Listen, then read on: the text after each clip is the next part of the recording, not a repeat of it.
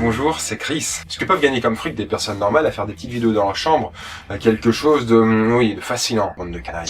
Gardez un chiffre en tête. À chaque 1000 visionnages, le youtubeur reçoit 1 euro dans la poche. C'est du moyenne, mais assez fidèle à la réalité. Pour savoir ce qu'un youtubeur gagne par mois comme blé, on s'en tape de savoir le score de sa dernière vidéo ou le nombre d'abonnés qu'il a. Ce qui nous intéresse, c'est la somme des vues sur toutes ces vidéos. Parce qu'une vidéo, même si elle a été publiée il y a des lustres, elle continue à lui rapporter du cash tant qu'elle est visionnée. Prenez par exemple cette fille physiquement pas dégueu du nom d'Andy, qui a un peu moins de 500 000 abonnés pour info. Quand vous êtes sur sa chaîne, cliquez sur présentation et vous verrez alors le nombre total de vues sur toutes ces vidéos réunies. Il suffit donc de noter ce nombre de vues et de revenir 30 jours plus tard et de noter le nouveau nombre de vues qui aura donc augmenté. Vous faites la différence entre ces deux chiffres et vous obtenez le nombre de vues qu'Andy fait par mois. Barrez les 3 derniers chiffres pour avoir une idée de ce qu'elle gagne par mois avec ses vidéos. Cela dit, c'est la méthode chiante. Il y a un moyen beaucoup plus simple pour savoir tout ça. Vous avez juste à vous rendre sur le site socialblade.com qui est spécialisé pour collecter toutes les statistiques de YouTube. Dans le champ de recherche en haut, vous entrez le nom de la chaîne du youtubeur qui vous intéresse. Ici, c'est Andy Raconte. Ne faites pas attention au champ de revenus estimés.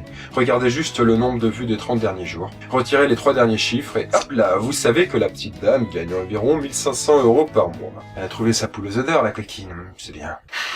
Et on commence le top 20 du plus petit au plus grand. En 20e, Enjoy Phoenix. C'est la seule fille de ce classement, domination du mal, que voulez-vous. Et la première youtubeuse mode et beauté en France. Elle touche dans les 3500 € par mois grâce à ses vidéos. 19e, Seb Lafrite, qui fait des vidéos de défis loufoques et des critiques musicales, gagne lui aussi autour des 3500 € par mois avec ça. 18e, le Padmacho, un duo comique qui fait des sketchs et qui gagne putain 17 000 € par mois. Et c'est un petit peu spécial aussi pour eux puisque leurs sketchs sont diffusés à la télé sur Direct 8. En 17e, Salut les geeks, l'émission d'un mec qui fait des critiques drôles, tiré de vidéos loufoques sur le net, et qui touche à peu près 5000 € par mois. En 16e, Fanta et Bob, 2 mecs connus pour faire des chroniques sur Minecraft, entre autres, et ils ont 2 chaînes. Alors j'ai pas très bien compris pourquoi ils en ont 2, mais quoi qu'il en soit, la première leur rapporte 9500 € par mois, et la seconde 5500 €. Oui, celle avec le moins d'abonnés est plus juteuse que l'autre. En 15e, Monsieur Level 12, un mec baraqué qui fait des vidéos commentées sur des jeux de shoot. Oh putain de merde! Il gagne à peu près 2500 € par mois. En 14e, les tutos de Camille. Salut bande de salopes! Un mec qui fait des tutos vidéo complètement déjantés et qui touche à peu près 8000 € par mois avec. Son cas est un petit peu spécial puisque ses vidéos sont réalisées par Canal+, et sont diffusées pendant le grand journal. En 13e, Hugo tout seul, qui fait des podcasts et gagne 1500 € par mois avec. Il n'est pas très actif sur sa chaîne, ça on peut pas dire le contraire, c'est pour ça aussi qu'il gagne peu comparé à son nombre énorme d'abonnés. En 12e, Monsieur Antoine Daniel, salut bande de salopes de pute de con moi! Il fait des critiques drôles de vidéos tordues sur le net et il gagne plus ou moins 7000 € par mois. Encore que c'est pas sûr puisqu'il s'est plaint d'avoir plusieurs de ses vidéos qui ont eu des problèmes de droit. Quoique, il va quand même pas se plaindre. En 11e, Mr V, un podcasteur qui gagne à peu près 5000 € par mois. Et je tiens à faire une petite parenthèse quand même. Je rappelle quand même qu'il n'y a pas du tout besoin de détester un youtubeur sous prétexte qu'il gagnerait beaucoup d'argent, comme certains seraient tentés de le faire. Les gens se sont abonnés et ont regardé leurs vidéos de leur plein gré et sans débourser un seul centime. Personne ne les a forcés, il me semble. Alors on peut ne pas aimer ce que fait un youtubeur, effectivement, voilà, d'accord. Mais une chose est sûre, c'est que son salaire, il ne l'a pas volé. Bon, continue. En 10e, Cyprien Gaming.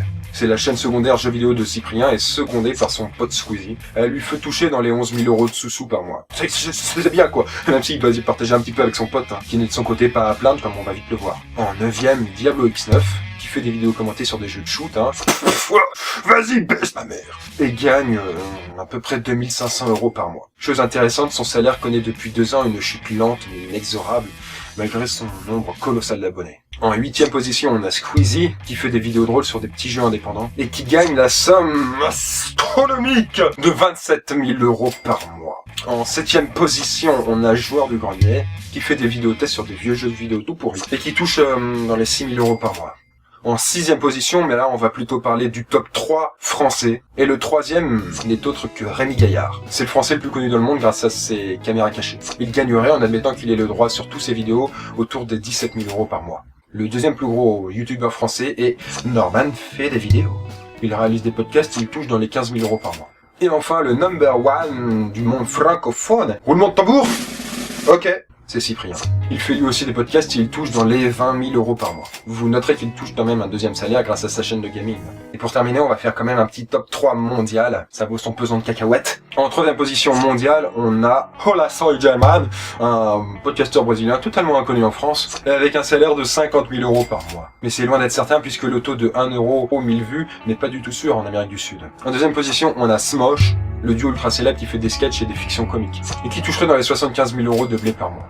Et enfin, le number one du monde entier sur YouTube, eh ben c'est PewDiePie, qui fait des vidéos comiques sur des petits jeux indépendants, et avec des revenus stratosphériques estimés à 250 000 euros par mois. Ah my god, ça lui fait des belles couilles en or, quoi. Voilà, je vous laisse méditer là-dessus, et mon temps de parole est déjà écoulé, et à la prochaine pour une nouvelle vidéo. Oh oh. Sailing down white day and lightning, sledgy green woods, I'm just a soil lane.